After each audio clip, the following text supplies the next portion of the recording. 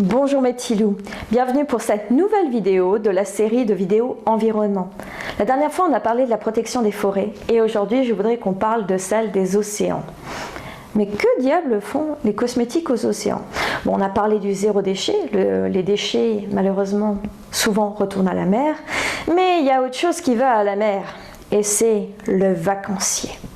Le vacancier est un vrai fléau pour l'océan et cela à cause de la crème solaire.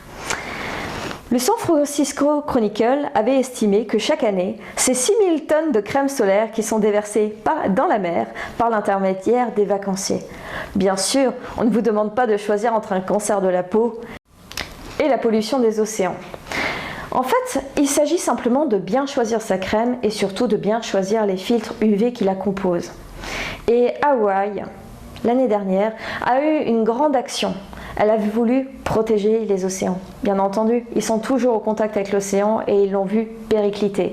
Et ils ont voulu lutter contre cela, notamment en interdisant plusieurs filtres UV. Ainsi, ils ont interdit l'oxybenzone et l'octinoxate. Ces filtres UV, on peut dire qu'il n'y en a que deux. Pourtant, ils sont présents dans 70% des crèmes solaires. Et qu'est-ce qu'ils font ces filtres UV? Ils se déposent sur les coraux. Ils ont besoin du soleil. Ces produits apparemment modifient jusqu'à l'ADN des coraux. Et non, les coraux ne sont pas que là pour faire joli dans la chambre de la petite sirène.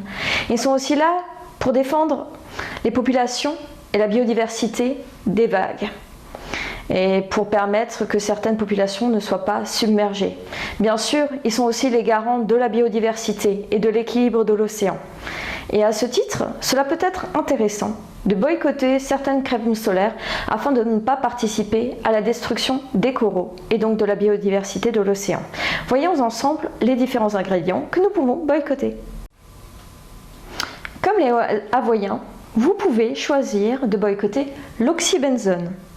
Vous pouvez aussi le faire avec l'éthylexyl méthocinamate ou bien encore avec le benzotriazolyle. Pardon pour la prononciation, vous m'excuserez. Ou encore le tétradodium.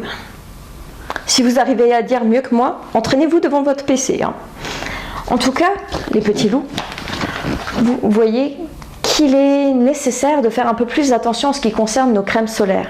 Il existe aujourd'hui d'autres filtres, notamment des filtres minéraux, qui protègent tout aussi bien. N'essayez pas de faire votre crème solaire vous-même. Attention les petits loups, je suis pour les cosmétiques faits maison, mais là vous ne pourrez pas connaître l'efficacité de votre crème solaire et vous risquez d'avoir de mauvaises surprises. Non, c'est un produit qu'il est important de se fournir auprès de spécialistes. Par contre, vous pouvez faire le choix, là aussi, de faire un achat intelligent en faveur de l'environnement et des océans. Comme les Hawaïens, soyez les gardiens de notre système. Au revoir. Si vous voulez être informé des nouvelles vidéos, cliquez sur l'onglet au centre. Si vous voulez voir d'autres vidéos, cliquez à droite ou à gauche sur la vidéo qui vous intéresse. Au revoir.